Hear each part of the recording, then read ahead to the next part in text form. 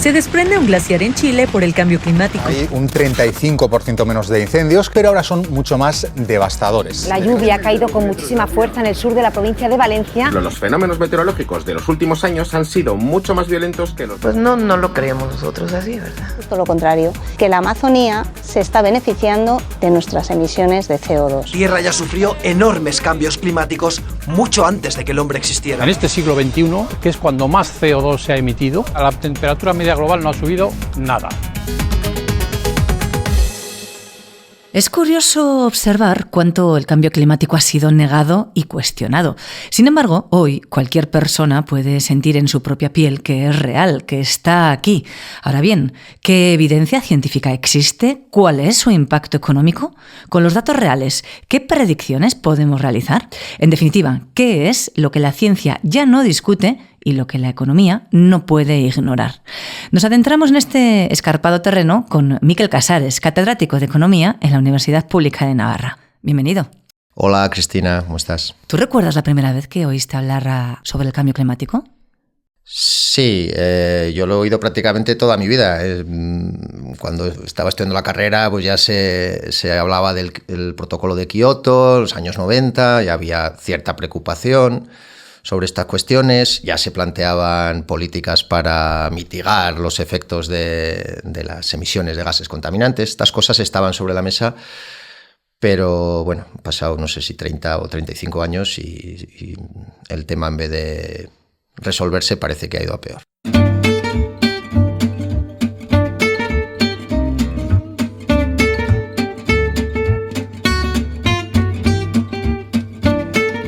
Ciencia al Punto, el podcast de divulgación científica de la Universidad Pública de Navarra. Disfruta de la ciencia. ¿Qué datos objetivos demostrados por la ciencia nos desvelan que el cambio climático es una evidencia? Fundamentalmente se explica el cambio climático a partir de medidas objetivas. En concreto, lo que más se suele utilizar, la métrica que más se mira, es la anomalía de la temperatura. Tenemos series históricas recogidas de temperaturas en 10.000 estaciones del planeta y podemos ir viendo cómo esa temperatura media a lo largo de un día, un mes o un año ha ido cambiando con el paso del tiempo. Y si vemos la serie de estas anomalías de temperatura, pues realmente preocupa, porque desde que se tienen datos en el siglo XIX hasta 1950-60 son series que no tienen tendencia, se mueven hacia arriba y hacia abajo, dependiendo de cada año. Se hace un poquito más de frío, un poquito más de calor, pero no hay ninguna variación estructural. Y sin embargo, a partir de los años 60 y 70 se inicia una tendencia al alza, sostenida, e incluso que se empieza a acelerar en los últimos años. Y bueno, de hecho tengo aquí el dato de la anomalía de temperatura en el planeta, que es la media de estas 10.000 estaciones en el año 2024, y es de 1,55 grados por encima de lo que se venía observando en esos periodos tranquilos, ¿no? Entonces, 1,5 grados de media al año es que ha aumentado mucho la temperatura, porque habrá días que realmente habrá hecho algo más frío de lo que corresponde, ¿no? Entonces, cuando se sostiene durante tanto tiempo y en tantas estaciones, realmente es un dato preocupante. Alguien dirá, 1,5 grados, bueno, no es para tanto, pero realmente, ¿qué daños provoca el cambio climático? ¿Qué consecuencias tiene, incluso más allá de la propia temperatura? Bueno, aquí sí que no hay certeza porque, bueno, nos falta información. Los efectos no son inmediatos. Los efectos se observan a largo plazo, ¿eh? No, los estudios sí que calculan el coste social, medioambiental que puede tener este sobrecalentamiento del planeta, en concreto pues las emisiones de gases contaminantes, y bueno, pues estos costes son elevados. Bueno, hay ciertas medidas ahí en los artículos publicados, y con modelos pues se estiman en torno de $250 la tonelada de emisión de gas contaminante. ¿De dónde salen estos $250? Pues salen de muchos elementos, ¿no? En primer lugar, pues hay un deterioro del ecosistema, pues el sobrecalentamiento del planeta, se elevan las temperaturas de los mares, se derriten los océanos y esto va a afectar a los ecosistemas del planeta y a la biodiversidad del planeta. Pero también va a tener efectos importantes sobre la actividad humana, sobre la actividad económica, sobre la salud de las personas, sobre la necesidad de migraciones. Entonces, todos estos aspectos se intentan calcular a través de un modelo que predice esta evolución a lo largo del tiempo, y como los efectos se van a observar en periodos futuros, hay que traerlos al momento actual y pensar esa emisión de hoy, qué efectos va a tener sobre el periodo actual y sobre todos los periodos futuros. Y entonces sale esta cantidad, que es una cantidad muy elevada porque hay un montón de toneladas de gases contaminantes que se están emitiendo. Para que te hagas una idea, los impuestos que se pagan a las empresas o a las unidades económicas que emiten estos gases son una cantidad muy inferior respecto de este coste que están generando. Y ahí es donde entran un poco los economistas, ¿no? Diciendo, bueno, si tenemos este coste social, esto es una externalidad, se está generando por parte de unos agentes y está repercutiendo en el conjunto de la sociedad, necesitamos una política que haga que estos agentes asuman ese coste y que, por tanto, pues este impuesto a las emisiones de gases contaminantes pues sea muy superior, o se utilice financiación para dar un subsidio a otro tipo de modelo de producción económica basado en energías renovables o energías limpias. Entiendo, Miquel, que no es lo mismo vivir en un lugar que en otro. O sea, que el cambio climático nos va a afectar de manera diferente si vivimos, no lo sé, en Canadá que en Valencia, por ejemplo. Sí, digamos que los dos problemas para que las políticas funcionen son que los efectos son de muy largo plazo y seguramente los que toman la decisión hoy no los van a ver. Y el segundo aspecto problemático es la coordinación. Y la coordinación no funciona porque tanto las ventajas del sistema actual como los perjuicios del cambio climático están muy mal repartidas en el mundo. Depende mucho de tu ubicación, ¿no? Si tú vives en una ciudad donde ya hace calor y está cerca del mar, como puede ser Valencia, pues sinceramente tienes que estar muy preocupado por esto. Estás viendo las danas, estás viendo que hace más calor, y estás viendo que igual está subiendo el nivel del mar. Obviamente te interesa mucho llevar a cabo esta transición, aunque tenga un coste. Y sin embargo, en otros sitios donde quizás la actividad económica depende de estas tecnologías sucias o de esta energía contaminante, y no se percibe demasiado el problema, pues porque es una ciudad interior donde de hecho igual hace frío y, como decías, el caso de Canadá, pues conviene que haga un poquito más de calor, pues no hay un interés claro en llevar a cabo esto. Y esto es algo que hay que resolver porque es un problema global y las medidas tienen que ser globales. No tiene sentido que una parte del planeta se ponga manos a la obra en esta transición y el resto no, sobre todo si el resto son países que emiten un porcentaje de gases contaminantes muy altos. Los 3 países que más contaminan a día de hoy son China, Estados Unidos y la India, por este orden. Y bueno, China ha seguido aumentando la emisión de gases en los últimos años. Estados Unidos más o menos se ha mantenido constante, pero no ha bajado. Y la India está subiendo. Entonces, de momento no se está haciendo nada por reducir esas emisiones y, por tanto, por mitigar el calentamiento del planeta y todas las consecuencias negativas que esto puede tener. Topamos con la geopolítica. Sí, totalmente. Y bueno, son cosas que las entiendes desde el punto de vista de intereses particulares, ¿no? Y de que se prime el momento actual respecto de periodos futuros y que se prime el interés particular respecto al interés colectivo. Y desde el punto de vista de la ciencia, ¿qué estrategias existen para poder aminorar todos los efectos y ese impacto enorme que ya tiene el cambio climático? Porque antes hablabas, Miquel, del largo plazo, pero es que el inmediato ya está aquí, ya se ve. ¿Pero qué podemos hacer para que ese futuro no sea tan negro como a veces parece? Bueno, ha habido muchos economistas que desde la economía del medio ambiente pues se han dedicado a estudiar estas cuestiones y a proponer políticas que mitiguen el cambio climático, que nos sirvan para adaptarnos a estos contextos, ¿no?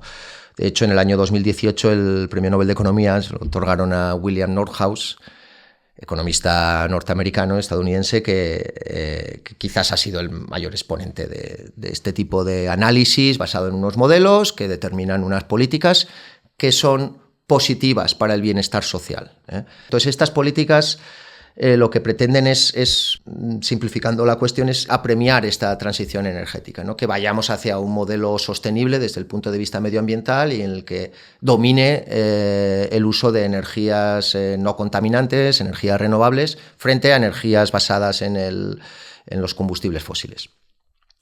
¿Qué tipo de medidas concretas? Bueno, pues poner un impuesto al carbono, el carbon tax, se le llama en inglés, pues un impuesto a la emisión de gases contaminantes o a la utilización de energía contaminante, o dar un subsidio a la utilización de energías renovables. Cuando se analizan estos modelos y se mide cómo de grande tiene que ser esta imposición, los resultados salen llamativos. O sea, no estamos hablando de ponerle un impuesto de un 5%, un 10%. Estamos hablando de poner un impuesto del 200%, 300%, encarecer muchísimo la energía contaminante. Las empresas tendrán que sustituir esta energía contaminante por otro tipo de energía, tendrán que hacer un esfuerzo que tendrá un coste y esto pues, puede provocar cierta desaceleración de la actividad económica. Pero, según el modelo, merece la pena, porque si traemos al valor presente todos estos costes medioambientales, pues realmente estamos teniendo una ganancia neta. Esto haría que el precio de la energía sucia, que sería la energía no renovable, la basada en los combustibles fósiles, debería de tener un precio que fuera 4 o 5 veces el precio de la energía limpia, ¿no? Y esto no lo vemos hoy en día. De hecho, en la mayoría de los casos es más económico, es más competitivo mantener el consumo con energía contaminante que no contaminante. Y esto es algo que desde el punto de vista de lo que dicen los economistas, pues choca frontalmente, ¿no? Porque la política debería estar en... Claro, pero ¿cómo haces eso, y tú que eres economista, esa transición sin desmantelar todo el sistema actual? Es decir, por ejemplo, con esta fórmula, muchas fábricas, muchas industrias actuales probablemente cerrarían, porque no podrían asumir este coste de esta transición si se hiciera de manera muy ágil, muy rápida. Muchos puestos de trabajo quizás se perderían. La transición ya se ha iniciado, ya llevamos años en los que se está modificando las pautas de producción y de consumo, pero es una transición lenta. Seguramente no se puede acelerar y acabar este proceso en 2 años o en 3 años.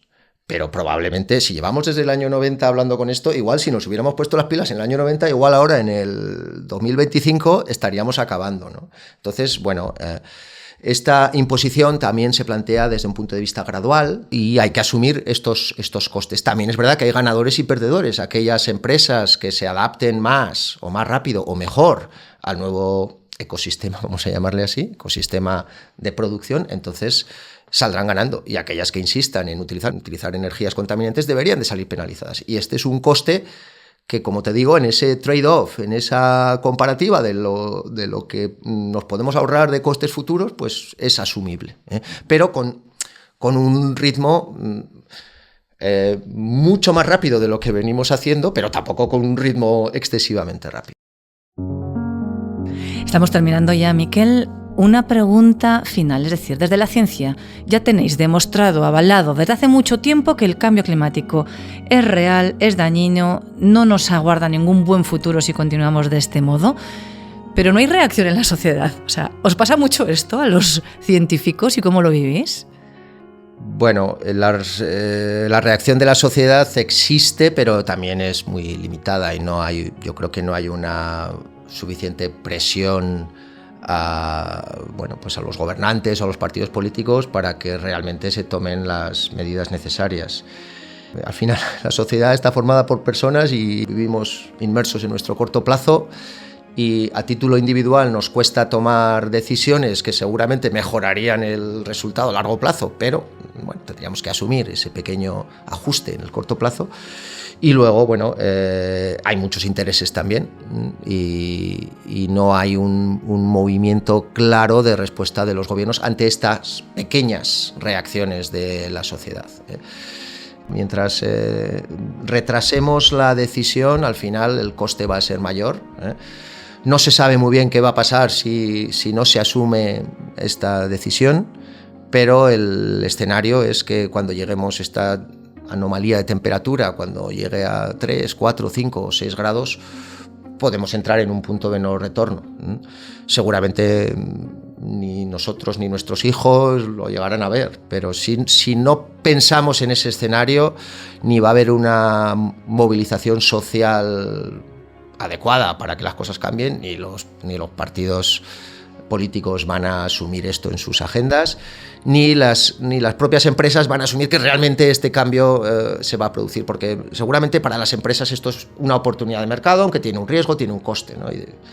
Y bueno, pues aquí es importante que todos rememos en la misma dirección, las familias, las empresas, los gobiernos y luego todos los gobiernos de los países, y es una cuestión también muy compleja, como comentábamos antes. Entonces tenemos dos complejidades, la heterogeneidad que hay y luego pues la disfunción temporal de estos efectos.